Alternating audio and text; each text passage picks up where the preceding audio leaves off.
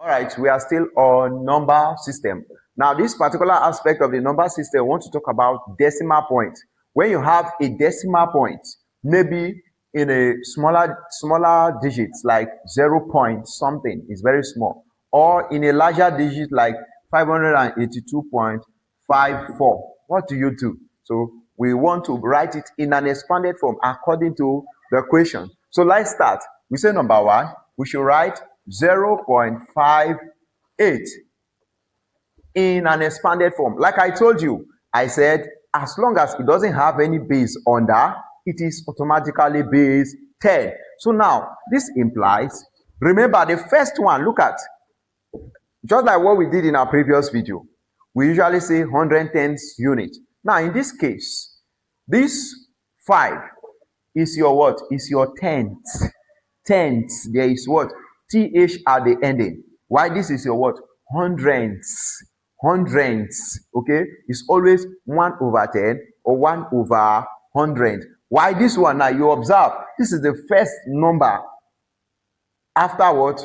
This is the first number before the decimal point. So it is your unit. All right? So how do you write it? This your unit. This your unit will be automatically just normal tenth. Meanwhile, anything after the decimal point will be having negative power. Let me explain. Like this one is 0 times 10. Okay, let me just use 1. 0 times 1. Okay, 0 times 1. The reason is because this is already a unit. And if I'm to, in my next explain, this one here, how does this one come about? It's as a result of, if I want to multiply, you know, this is unit. So if I want to start from the unit side, you know, I always have power 0. So if I have 10 raised to the power of 0, it's still 1 plus. Now look at, I've passed from the decimal and I'm going to a digit, right? So it will now be 5 times 1/10. Like I told you, it has passed the decimal. So it becomes what? Tenths. Tenths, not tenths. Tenths. Now plus 8 times 1/100. Are you seeing it now? 1/what?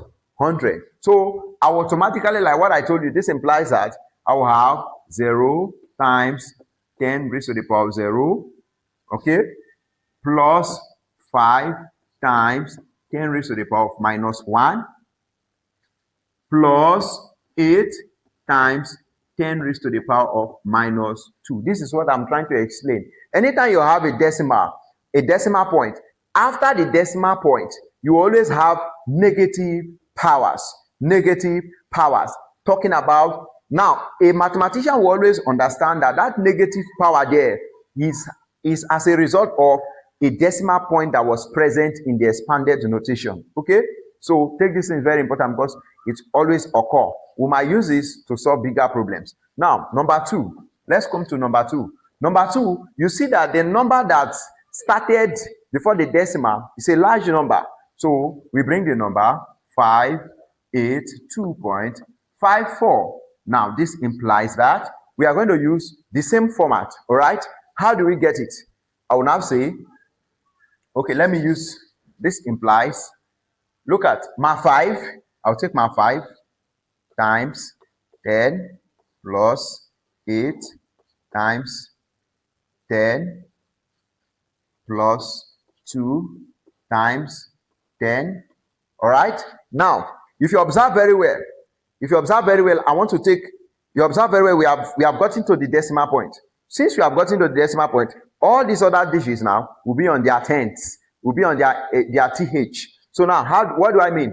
I said this will be plus 5 times 1/10 plus 4 times 1/100. Okay? So this implies, now I want to take my powers from this decimal to this other side.